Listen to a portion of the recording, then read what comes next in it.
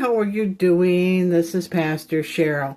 You know, there is a lot of discussion about the second coming and the rapture lately.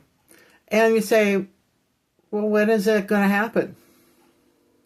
Well, we think it will be between the fifth and the sixth seal. And everybody says it'll be the fifth seal. Where is that? It's in Revelation 6 and about verse 9. But I wanted to read you a section of this. Okay? Here we get the fourth seal, the fifth seal, the sixth seal. I'm hoping that focuses in on it. It's my big print Bible. You know, people need the big print Bible. I like that. I will read you a section of this. The fourth seal. When he opened the fourth seal, this is starting with verse 7, I heard the voice of the fourth living creature say, "Come!" And he looked, and there was a pale green horse. The rider was named Death, and Hades, and followed him. They were given authority over the fourth of the earth to kill by the sword and famine, by plague, by wild animals of the earth. Well, when did this happen? Oh, kind of down through history, right? Kind of, you know, we've had wars and stuff down through history. But, yeah, there's going to be a famine. We don't know when. And here in America, we're kind of set. And we were all told to stock up. We were all told to stock up and get ready. So I'm hoping that you listened. Here we go, the fifth seal, verse 9. When he opened the fifth seal, I saw under the altar souls of those who had been slaughtered because of the word of God and the testimony they had given. They cried out with a loud voice, "Lord, the one who is holy and true, how long? Until you judge those who live on the earth and avenge our blood." So they were each given a white robe. They were told to rest a little longer until the number would be completed. They have to all get up there. Of their fellow servants and their brothers and sisters who were going to be killed just as they had. Well, when did this happen? This is down through history. People have been killed for their faith down through history, right?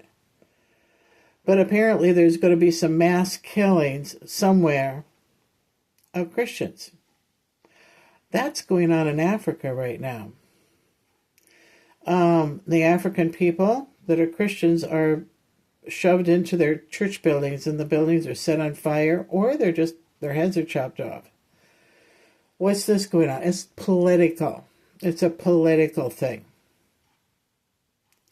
And let's make it stop here, because this is wrong.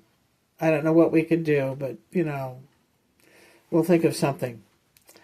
The sixth seal, verse 12. And then I saw him open the sixth seal, a violent earthquake. Now, the Christians will be off the earth.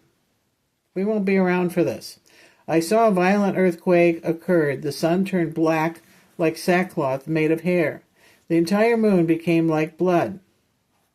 The stars of heaven fell to the earth as a fig tree dropped its unripe figs when shaken by high winds.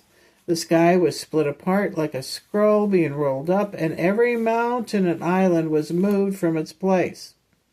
Well, that's a heck of an earthquake, don't you think?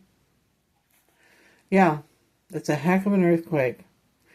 And right now we're watching the sun is changing. Of course, we haven't had instruments like this, and ever, and so that we could actually look at these corona holes and see what's going on. They're getting worse, and the corona holes are not actual real holes. They're kind of a storm where things are cooler on the sun, and a lot cooler. So sections of it are turning black, which means it's a lot cooler in the other sections that are bright. But the black sections are beginning kind of to take over. It's really, so eventually, and then what happens is that the sun puts out a lot of gravity to pull itself back together.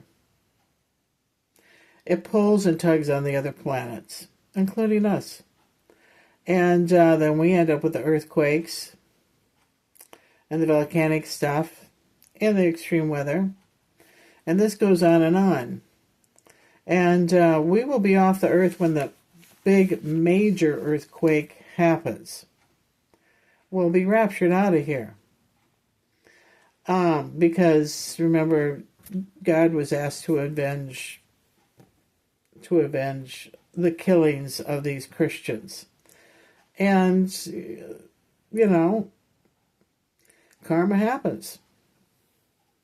Think about it. You do something bad will happen back to you. Yeah. And so, anyway, we are waiting for this to happen. And this is written in a poetic language, and it's vague. It's vague. We're Americans. We don't understand vague. We understand everything is detail by detail. Okay? A, B, C, D. This happens. And so we want to know specifics. And the Bible does not give real specifics except this thing that is happening to the sun, which we are watching happen right now. Yeah, we're watching it slowly get dark. And all of a sudden it'll turn dark. And it'll pull out a lot of gravitational pull, and it'll pull on the Earth as well as the other planets. It'll yank us out of place kind of here. It'll pull the Earth apart, kind of, sort of. Okay? And you really want to convert over to Christianity before that happens. Okay? Now, as far as your Muslim friends that are coming in from, the Mideast, and they're coming here as refugees, they want to take over. They actually want to take over. It is expected when you come here to the United States that you're going to become an American and assimilate, that you're going to dress like us and, eventually all become like us. We become one nation, not the Christian group and then the Muslim group. We expect this. And they just don't seem to think it's expected of them, but yes, it is. It is. So hope your Muslim neighbors assimilate. Be real friendly. Bring them food. They love that. Make friends with the little kids. Bring them cookies. And, assimilating takes time. They are certainly taking a lot of time. Don't you agree? I'm just flipping the phone over, hoping that it doesn't ring again. That's disturbing. But the Quran was Christian literature at one time, about 600 years ago. And it was a lectionary and hymns, and poems. And somehow someone got a hold of it, and they blame it on Muhammad, and they adulterated it. And there's several different versions of the Quran going, around, and the version that they use is adulterated and says things like to kill the infidel and things like, that's not part of Christianity. You don't kill the infidel. We have this 10 Commandments, thou shalt not kill. So you might want to point that out. Give them a Bible. Point out that the stories in the Quran are a lot like the stories in the Bible. They might really appreciate that. Give them something pretty. With the gold edges and, pretty. and that's something that they might enjoy reading. Bigger print, especially if you got a mom and dad there that can't read the itty bitty stuff, just give them the bigger print like what I use. And modern translation, the these and thous of the King James will throw them. They're just trying to learn English. They can learn English by reading the Bible. That's what we did as immigrants over 100 years ago. It's called the Good Book. This is how we learned to read when we first immigrated to the United States as pioneers. My family, we were part of that. And also my family was also the circuit riders. We brought the United States. We brought Christianity to the United States, but not so much Christianity, Methodism, okay? And helped settle the West. I am not going to allow Islam to take over here, because we are from that background. We are from the circuit riders. We are from a Christian background. We came here to the United States for an expression of our faith, so that we can have our own faith and express it here. Like the Pilgrims came here specifically because they weren't allowed to worship their Christian faith wherever they came from. Was it Holland or something? Yeah. They're little pilgrims with the funny little wooden shoes. Anyway, think about it. Pray about it. This is important.